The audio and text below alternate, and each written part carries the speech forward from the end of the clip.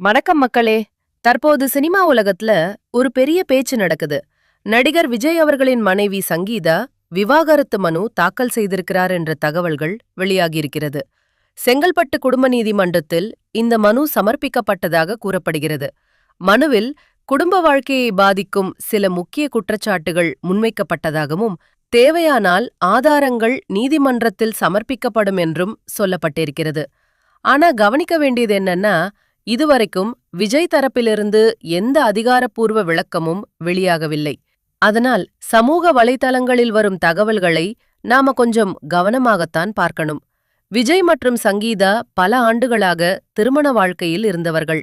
அதனால் இந்த செய்தி ரசிகர்களுக்கே ஒரு அதிர்ச்சிதான். டேக்அவே: அதிகாரப்பூர்வ தகவல் வரும் வரை வதந்திகளை நம்பாமல் காத்திருக்கணும். இந்த அப்டேட் உங்களுக்கு பயனுள்ளதாக இருந்தா லைக் பண்ணுங்க, உங்க நண்பர்கள் குடும்பத்தாருக்கு ஷேர் பண்ணுங்க. இன்னும் லேட்டஸ்ட் அப்டேட்ஸுக்கு நம்ம சேனலை சப்ஸ்கிரைப் பண்ணிக்கோங்க.